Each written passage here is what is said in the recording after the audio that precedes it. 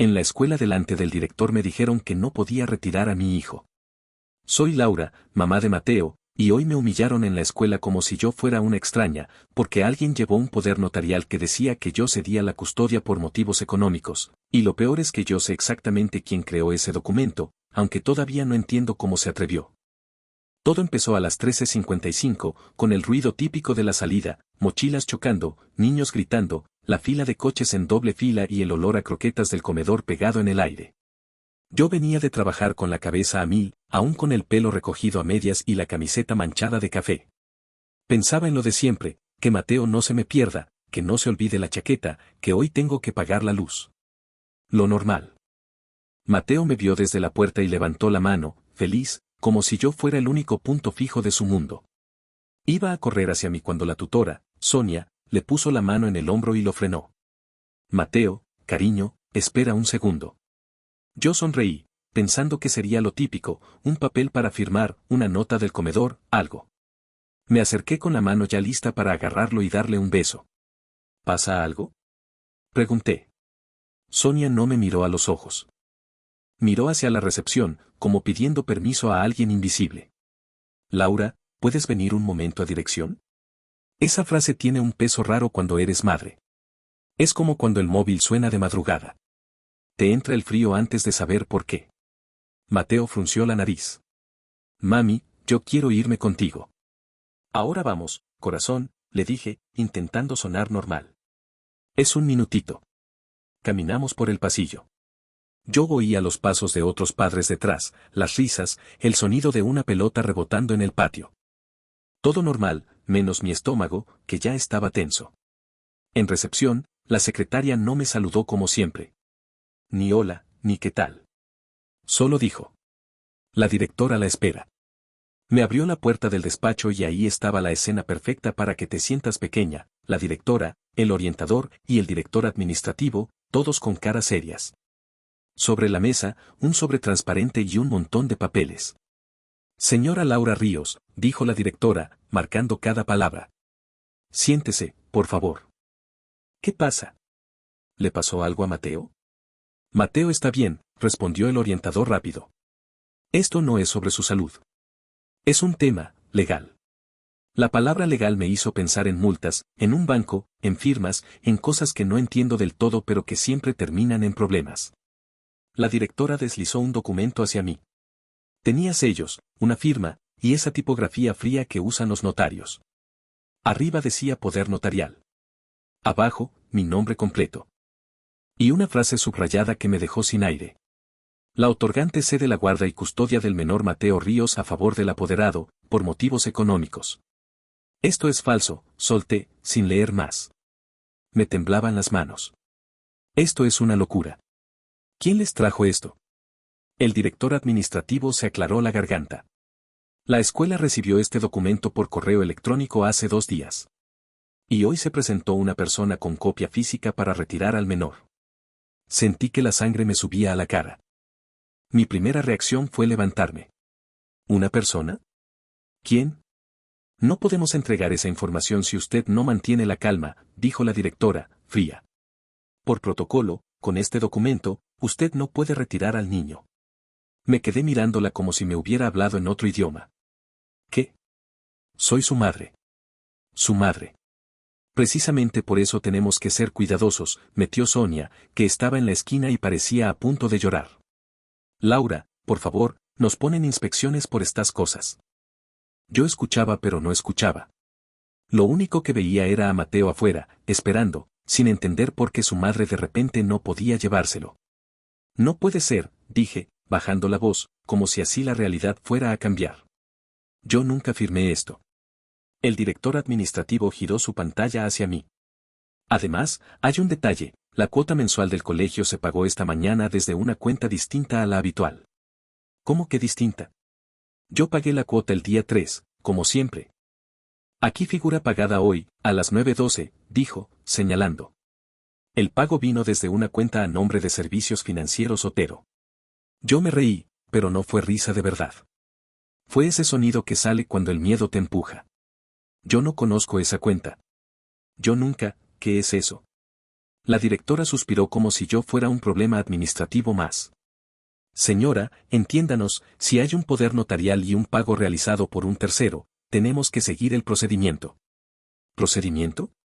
Repetí. ¿Van a entregarle a mi hijo a alguien porque alguien les mandó un PDF?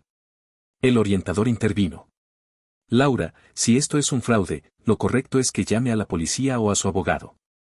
Pero ahora mismo la escuela no puede entregarle a Mateo hasta verificar.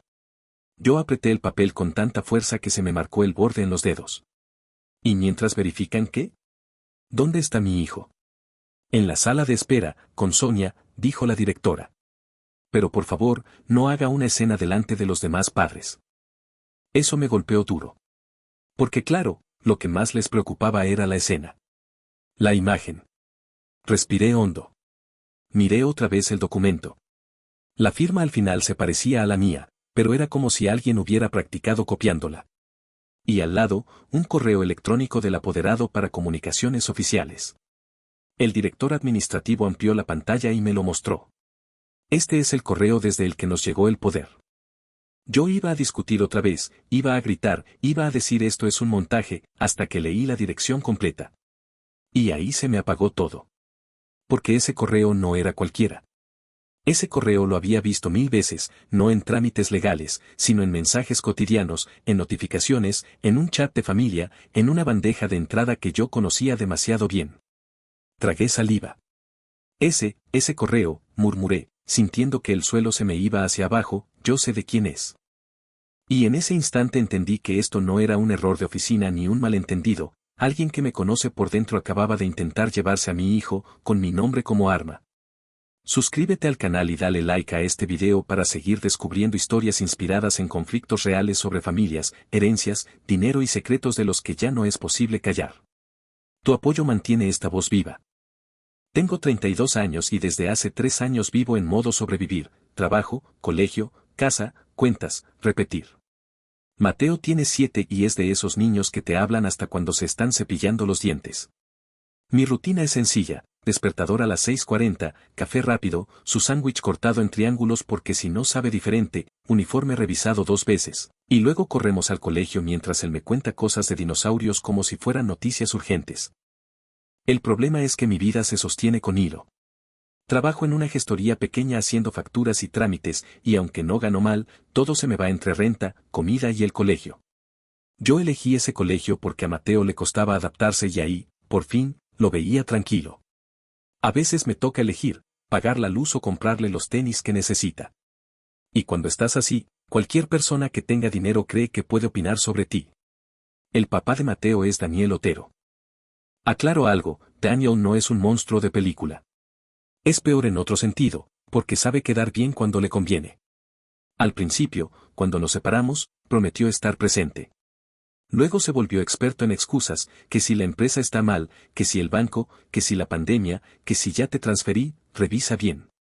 Su pensión llegaba cuando quería, y cuando no llegaba, me mandaba un audio con tono cansado, como si yo fuera la que molestaba. Su familia, en cambio, tiene dinero de verdad. La madre de Daniel, Marta Otero, es de esas señoras que hablan suave pero te clavan el cuchillo sonriendo. Desde que Mateo nació, Marta decidió que yo era poca cosa. Nunca lo dijo así, claro. Lo decía con frases dulces. Ay, Laura, tú eres una luchadora, pero un niño necesita estabilidad. O con regalos que eran una forma de marcar territorio, una tablet carísima para el niño, ropa de marca con etiquetas enormes, y siempre, la idea de que ellos podían ayudarme. Yo intenté mantener la relación civil por Mateo. Dejaba que lo vieran algunos fines de semana, respondía mensajes, mandaba fotos. Pero cada vez que iba a casa de Marta, me hacía sentir como invitada en mi propio hijo. Ella corregía cómo lo vestía, qué comía, incluso cómo le hablaba. No le digas amor, lo malacostumbras. Los niños deben aprender a respetar, me soltó una vez, como si yo no supiera criar al niño que llevaba 7 años criando sola. El año pasado fue cuando empezó el tema del dinero como arma. Un día, Marta me llamó y me dijo, muy tranquila. He estado pensando, la cuota del colegio es pesada. Daniel y yo podríamos encargarnos. Tú así respiras un poco. Yo no soy orgullosa por deporte. Si alguien quiere ayudar, a veces una parte de ti quiere decir que sí. Pero con ella no era ayuda. Era una cuerda. Gracias, pero puedo, le dije. Ya lo tengo organizado. Ella se rió bajito. Laura, no es un insulto. Es sentido común. Y, bueno, también es por Mateo. No queremos que un día te atrases y lo saquen. Esa frase me ardió. Porque no era por Mateo. Era un aviso, sabemos tu punto débil. Después de esa llamada, Daniel empezó con lo mismo. Me escribía. Mi mamá está preocupada. Dice que estás muy apretada. No te lo tomes a mal. Y yo respondía lo mismo, estoy bien. Gracias. Hasta que un viernes, Daniel me pidió que firmara una autorización para que su madre pudiera recoger a Mateo si yo me complicaba por el trabajo. Según él, era algo normal, solo para emergencias. No firmo nada así, le dije. Si pasa algo, te llamo a ti, no a tu madre. Hubo un silencio raro y luego su tono cambió. Laura, no seas dramática. Es un papel y ya. Con ustedes nada es y ya. Y colgó. A partir de ahí, empezaron pequeñas cosas que, en el momento, parecen casualidad. Primero, una llamada del colegio diciendo que mi pago no aparecía reflejado. Yo tenía el comprobante del banco. Se los mandé. Me dijeron disculpe, ya está. Luego me llegó un correo extraño al que no le hice caso, porque parecía spam, asunto tipo actualización de custodia y un PDF adjunto. Lo borré sin abrirlo. Pensé, alguien intentando estafar. 2 semanas después, Sonia, la tutora, me preguntó a la salida. Laura, ¿todo bien en casa? Es que, recibimos una consulta sobre quién puede retirar a Mateo. Yo me quedé helada. ¿Qué consulta? Un correo preguntando por el protocolo, nada más. Tal vez era alguien de tu familia. Le dije que no, que solo yo o Daniel, y me fui con una incomodidad pegada en la espalda. Ese mismo mes, Marta apareció en el colegio sin avisar. Pasaba por aquí, dijo. Llevaba un pastel para los profesores y saludó a todo el mundo como si fuera dueña del lugar. Mateo estaba feliz porque ella le prometía cosas, parque, helado, juguetes. Yo la vi hablar con la secretaria, vi su sonrisa, vi cómo miraba los tablones de anuncios como si estuviera tomando nota de todo. Cuando le dije que no podía pasar al aula, ella levantó las manos, inocente. Ay, por favor. Tranquila. Solo vine a saludar. Pero yo ya la conocía. Marta no hace nada solo. A nivel económico, yo estaba más apretada de lo normal porque, además, mi casero subió la renta y mi coche empezó a fallar. Una mañana se me quedó tirado, y tuve que pedir taxi para llegar al trabajo. Fue uno de esos días en los que te sientes fracasada por respirar. Y ese día, justo ese día, Daniel me escribió. Si aceptaras ayuda, no estarías así. Yo no contesté. Y luego pasó lo de hoy en dirección. El poder notarial. La frase por motivos económicos, escrita como si alguien me hubiera analizado en una sala fría. El pago de la cuota desde una cuenta que yo nunca vi. Y el nombre Otero en el pago como una firma en mi cara. Lo peor fue darme cuenta de que esto no era improvisado. Alguien llevaba semanas preparando el terreno, preguntando protocolos, revisando pagos, moviéndose con calma. Y alguien tenía acceso a cosas mías, mi nombre completo, mi firma, datos de Mateo, mi situación económica, detalles que solo se saben si me has escuchado, si has estado cerca, si has tenido la paciencia de usar mis problemas como argumento. Cuando salí de dirección para respirar un segundo, mi teléfono vibró. Número desconocido. Un mensaje corto, sin saludo, sin nada. Si cooperas, esto se resuelve fácil. No hagas ruido. Me quedé mirando el mensaje en la pantalla como si fuera una broma pesada. No hagas ruido. Me temblaban los dedos, pero no podía permitirme romperme ahí. Guardé el móvil en el bolsillo y volví al pasillo, directa a la sala donde tenían a Mateo. Sonia estaba con él en una mesa baja, con hojas para colorear. Mateo apretaba un lápiz sin pintar nada. En cuanto me vio, se levantó. Mami, ¿ya nos vamos? Dijo, con esa voz finita que solo usa cuando se asusta. Sí, mi amor. Ya. Me agaché para abrazarlo, pero Sonia se interpuso con cuidado. Laura, todavía no. Yo sentí la sangre en las orejas. ¿Me estás diciendo en serio que no puedo llevarme a mi hijo? Susurré, para no gritar. En ese momento escuché tacones en el pasillo, firmes, como si la persona conociera el lugar. Marta apareció con un abrigo claro y una carpeta dura bajo el brazo. Detrás venía un hombre con traje, de esos que huelen a colonia cara y hablan sin mover la cara. Marta sonrió como si fuera una visita normal. Hola, Mateo, cariño. La abuela vino por ti. Mateo se pegó a mi pierna. Yo me voy con mi mamá, dijo. Marta ni lo miró de verdad. Me miró a mí, con esa calma venenosa. Laura, no hagas esto difícil. Está todo arreglado. El hombre del traje se acercó a la directora, que acababa de salir del despacho. Buenos días. Soy el representante del apoderado. Traemos la documentación original. Yo di un paso adelante. ¿Representante de quién? ¿Del apoderado? ¿Qué apoderado? Esto es falso. La directora levantó las manos. Señora, por favor. No, por favor. Me giré a Marta. ¿Tú hiciste esto? Marta abrió los ojos, ofendida de teatro. Yo solo quiero lo mejor para mi nieto. Tú estás pasando una etapa difícil. Esa frase, dicha delante de mi hijo y de gente del colegio, fue una bofetada. Me noté la cara arder. Mateo me miró como si de repente yo fuera la que estaba en problemas. El hombre del traje puso el documento sobre la mesa de la sala y lo señaló. Aquí consta la voluntad expresa de la madre. Motivos económicos. También el pago de la cuota actualizado. Yo respiré hondo, saqué el móvil y marqué emergencias con el pulso torpe. Voy a llamar a la policía, dije, en voz alta, para que todos lo oyeran. Marta soltó una risita corta. Ay, Laura, siempre tan dramática. Esto se arregla si cooperas. La palabra cooperas me atravesó igual que el mensaje.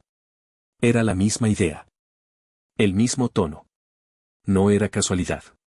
La operadora contestó y yo hablé rápido, sin adornos, intento de sustracción, documento falso, menor retenido.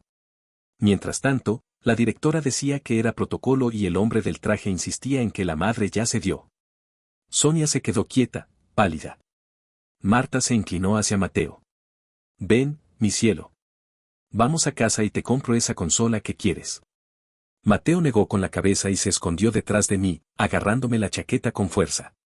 No quiero. Yo lo abracé por los hombros, como si mi cuerpo pudiera ser una pared. Nadie lo toca, dije. Nadie. Los minutos se hicieron eternos. Se escuchaban pasos afuera, padres mirando desde la puerta, murmullos. Yo sabía que había ojos encima, pero en ese momento me dio igual quedar como loca. Solo quería a mi hijo. Cuando llegaron dos policías, el aire cambió. El hombre del traje enderezó la espalda como si por fin hubiera llegado la parte seria. Marta se puso una cara de víctima perfecta. Oficiales, gracias por venir, dijo ella. Esto es un malentendido. La madre está alterada. Soy su madre, y nadie tiene derecho a llevárselo, solté antes de que me callaran. Uno de los policías me pidió identificación. Se la di con manos frías. Luego miró el documento. Esto es un poder notarial, no una resolución judicial, dijo, y lo noté, él también dudaba. ¿Hay sentencia de custodia? El hombre del traje carraspeó. Con el poder es suficiente para autorizar retiro. El policía negó despacio. Para la escuela, tal vez. Para separarlo de su madre, no. Si no hay orden, el menor se queda con la madre. Marta apretó los labios. Por primera vez, se le fue un poquito la máscara. La directora se puso nerviosa. Entonces, ¿podemos entregarlo? El policía asintió. Sí. Pero vamos a tomar datos. Y recomiendo que esto se denuncie ya. Yo sentí un alivio tan fuerte que casi me caigo. Agarré a Mateo de la mano y lo atraje hacia mí. Nos vamos, le dije, con la voz rota. Ya está. Pero no se acabó ahí. Marta dio un paso, bloqueando medio pasillo. Laura, escucha. Si te vas así, mañana será peor. Su voz bajó, como un susurro que solo yo debía oír. No vas a ganar. No con tu sueldo. Ahí fue mi quiebre de verdad. No fue la humillación, ni el papel, ni el despacho. Fue esa seguridad de que podían aplastarme solo porque podían. Marta, dije, mirándola fijo, si vuelves a acercarte a mi hijo, te juro que te vas a ver conmigo en un juzgado. Y esta vez no voy a estar sola. El policía pidió que todos se separaran. Salimos al patio escoltados, con Mateo pegado a mi costado. Al subir al coche, él no hablaba. Solo respiraba rápido. «Mami, ¿me iban a llevar?», preguntó al fin. Yo tragué saliva. «No. Nadie te va a llevar. Mientras yo respire, no». Ya en casa, lo senté con un vaso de leche y encendí dibujos para que su cabeza descansara. Yo, en cambio, no podía sentarme. Revisé correos, mensajes, fotos, todo. Volví a abrir el PDF que el colegio me mandó reenviado. Y ahí estaba de nuevo el correo origen. Ese correo que me hacía sentir el suelo hueco. De pronto, me entró una llamada. Número desconocido. Contesté sin pensar. «Laura, soy yo». «No grites», dijo una voz femenina. Me quedé helada, porque esa voz la reconocí igual que el correo. «Adriana», susurré. «¿Qué hiciste?». La voz de Adriana me atravesó como un golpe en el pecho. No era un fantasma, no era una idea. Era real. Y encima tenía el descaro de pedirme que no gritara, como si yo le debiera calma después de lo que acababa de pasar. «¿Qué hiciste?», repetí, apretando el teléfono. «¿Tú mandaste ese poder? ¿Tú te metiste con mi hijo?». Mateo estaba en el sofá, con los dibujos puestos, pero yo lo veía de reojo todo el tiempo. Me fui a la cocina y cerré la puerta despacio, como si el ruido pudiera romper algo. «Laura, por favor, no es como crees», dijo Adriana. Adriana era mi hermana mayor. 2 años más que yo. La típica que siempre supo caer de pie, siempre supo hablar bonito, siempre supo convencer. Cuando éramos chicas, ella era la que pedía permiso y salía igual aunque le dijeran que no. Yo era la que se quedaba recogiendo la mesa. Y aún así, la quise. La defendí. La invité a mi casa cuando se peleaba con su novio. Le presté dinero cuando se atrasó con la tarjeta. La dejé dormir en mi sofá solo por un mes. Un mes que se volvió 3. «No me digas por favor», le solté. «¿Por qué tu correo está ahí? ¿Por qué el colegio recibió un documento con tu correo?». Hubo un silencio. Ese silencio de quien está calculando. «Porque yo ayudé a Daniel y a su mamá con el trámite», dijo, por fin, con voz baja. «Solo, ayudé». Me agarré la encimera para no caer. «¿Ayudaste? ¿Ayudaste a quitarme a mi hijo?». «No a quitártelo. A organizarlo». «Laura, tú estás agotada, siempre corriendo, siempre llorando por dinero. Yo te veo. Y ellos tienen recursos». Se me escapó una risa amarga. Tenía ganas de vomitar. ¿Recursos? Marta intentó llevárselo hoy. Hoy. Delante del director. ¿Tú entiendes eso? Te juro que no era así. Daniel me dijo que era una autorización temporal, por si tú no podías. Que tú estabas de acuerdo, que solo faltaba formalizarlo. ¿Y tú le creíste? Subí la voz y me obligué a bajarla al segundo. ¿Y ni siquiera me llamaste? Tú me ibas a decir que no, respondió Adriana, y ahí se le salió lo real. Siempre dices que no. Siempre te haces la fuerte aunque te estés hundiendo. Esa frase me dolió más que el intento de la escuela. Porque no venía de Marta. Venía de mi sangre. Te metiste en mi vida por la espalda, dije despacio. Y pusiste motivos económicos como si yo fuera incapaz de ser madre. Yo no escribí esa parte, se defendió rápido. Eso lo puso el abogado. Yo solo mandé mi correo para que me enviaran los papeles, porque Daniel me dijo que tú estabas sin tiempo y sin impresora, y... No escuchaba más. Lo único que veía era la cara de Mateo pegada a mi pierna, asustado, preguntándome si se lo iban a llevar. Escucha bien, le dije. Si vuelves a acercarte a Mateo sin mi permiso, te denuncio. A ti también. Adriana soltó un suspiro como si yo estuviera exagerando. ¿Me vas a denunciar? ¿A mí? Soy tu hermana. Y Mateo es mi hijo. Fin. Colgué. No porque ya no hubiera nada que decir, sino porque si seguía, iba a romper algo. Me quedé un segundo con el teléfono en la mano, mirando mi reflejo en la ventana, ojeras, pelo mal recogido, cara pálida. Y la sensación más fea del mundo, que mi propia familia acababa de declararme incompetente. Esa noche casi no dormí. Me acosté con Mateo temprano, por si tenía pesadillas. Él se pegó a mí como cuando era bebé. Me preguntó si mañana podía ir a la escuela. Le dije que sí, aunque por dentro yo quería esconderlo en casa para siempre. Cuando por fin se durmió, me levanté y fui a la mesa del comedor con el portátil. Saqué todo, comprobantes de pago, correos, mensajes de Daniel, llamadas perdidas, hasta capturas del número desconocido. Me temblaban las manos, pero ya no era pánico puro. Era otra cosa. Era rabia con dirección. Primero llamé a mi amiga Paula, que trabaja en un despacho de abogados como asistente. Eran casi las 11, pero contestó. Laura, ¿qué pasa? Le resumí todo sin respirar. Ella se quedó callada un segundo y luego dijo lo más importante que alguien me dijo en esos días. Mañana a primera hora, denuncia formal por intento de sustracción y falsificación. Y pide medidas de protección. No dejes que esto se quede en malentendido. Al día siguiente, fui a comisaría con Mateo en casa de una vecina de confianza, la señora Elvira, que siempre le guarda galletas en un frasco.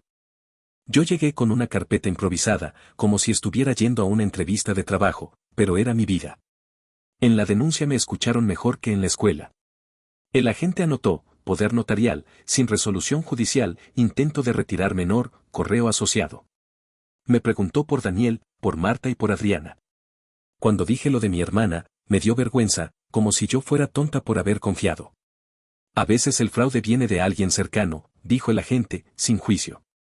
Eso es lo común. Salí con un papel de trámite y un nudo en la garganta, pero también con una sensación, ya había un registro. Ya no era solo mi palabra. Esa misma tarde, Daniel me escribió como si nada. ¿Qué hiciste? Mamá está nerviosa. Estás haciendo un show. Lo leí y no contesté de inmediato. Me hice un té, lavé 2 platos, doblé ropa. Necesitaba que mis manos hicieran algo para que mi cabeza no explotara. Mateo dibujaba en la mesa. Me enseñó un dibujo de mamá y yo en un coche. ¿Hoy sí me vas a recoger tú? Me preguntó, con miedo. Me agaché a su altura. Siempre voy a intentar ser yo, mi amor. Y si algún día no puedo, será alguien que tú conozcas y que yo elija. Sí. Asintió, pero se quedó serio. Eso me rompió por dentro, porque un niño no debería aprender esas cosas a los 7 años. Luego le contesté a Daniel con una sola frase, no vuelvas a mandar a nadie por Mateo. Ya hay denuncia. Se tardó 2 minutos en responder. Estás loca. Eso solo complica todo. Y ahí entendí el patrón, ellos querían que yo me callara para que todo fuera fácil, para ellos. Los días siguientes fueron una mezcla rara de normalidad forzada y vigilancia constante. Yo iba a trabajar, sonreía a clientes, respondía correos, pero por dentro estaba en modo alarma. Dejé dicho en la escuela, por escrito, con copia a dirección, que solo yo podía retirar a Mateo. Que no aceptaran documentos enviados por terceros sin confirmación conmigo en persona. Firmé otro formulario, pedí que lo escanearan, pedí que me mandaran constancia. Me odié un poco por sonar paranoica, hasta que recordé a Marta en el pasillo, diciendo está todo arreglado. Adriana intentó llamarme 3 veces. No contesté. Me mandó audios llorando, que ella solo quería ayudar, que Daniel la manipuló, que Marta la convenció. Yo escuché 1, 2. En el tercero, ya no lloraba. Ya estaba molesta. Laura, te estás pasando. Yo hice esto por Mateo. Por Mateo. Siempre por Mateo, como si yo fuera un obstáculo. El viernes, al salir del trabajo, encontré un sobre debajo de mi puerta. No tenía remitente. Adentro había una copia del poder notarial, con resaltador amarillo en la frase motivos económicos y una nota escrita a mano con letra elegante. Piensa con calma. Te ofrecemos una salida digna. Me senté en el suelo del pasillo con el sobre en la mano. No era solo un intento fallido. Era una campaña. Me querían asustar, desgastar, hacer que yo misma cediera para no sufrir. Esa noche, mientras Mateo dormía, abrí el cajón donde guardo papeles importantes, su acta de nacimiento, la sentencia vieja de manutención, mis recibos. Y metí ahí también la nota, como si fuera una prueba y una promesa. Luego marqué el número de Paula otra vez. Necesito ir hasta el final, le dije. No puedo vivir con miedo. Paula respiró hondo. Entonces hay que hacer algo más. Algo que los frene de verdad. Y para eso, necesitamos demostrar cómo se armó todo, desde el correo hasta el dinero. Me quedé mirando la nota otra vez. Salida digna. Eso no era ayuda. Era una amenaza con perfume. Y en ese momento recordé algo que no había conectado, Servicios Financieros Otero, y el nombre del abogado en el documento. Porque yo ya había visto ese apellido en algún lado, en algún correo viejo, y si lo encontraba, tal vez por fin podría probar quién movió los hilos. Durante días, revolví cada rincón digital de mi vida como si buscara una aguja en una herida. Revisé bandejas de entrada antiguas, archivos adjuntos, grupos de WhatsApp, conversaciones con Daniel desde 2018. Buscaba un hilo, algo que demostrara que todo lo que habían hecho no era solo un malentendido, como querían venderlo, sino una estrategia cuidadosamente montada para hacerme parecer incapaz. Una madrugada, ya con los ojos quemados de tanto leer pantallas, lo encontré. Era un correo de hace año y medio, cuando Adriana trabajaba como auxiliar administrativa para una empresa de su entonces pareja. El remitente era un tal Luis G. Otero, abogado fiscalista, y le pedía a Adriana unos informes internos sobre cuentas para fines de documentación notarial. El correo no parecía gran cosa, salvo por un detalle, en la firma del abogado aparecía el mismo logo que figuraba en el poder notarial del colegio. Lo comparé y era idéntico. Lo mandé todo a Paula esa misma mañana. Ella se lo pasó a su jefe, y él lo confirmó, el documento que usaron para ceder la custodia de Mateo tenía elementos manipulados. No solo la firma podía estar falsificada, sino que el texto había sido armado con plantillas de otro proceso completamente diferente, y el abogado que figuraba tenía vínculos directos con empresas de la familia Otero. Paula fue clara. Esto no es solo un intento de quitarte al niño. Esto es fraude documental. Y si lo pruebas, puedes pedir que se revise la custodia legal de Daniel por poner a su hijo en riesgo. Yo dudé. No porque quisiera proteger a Daniel, sino porque temía exponer más a Mateo.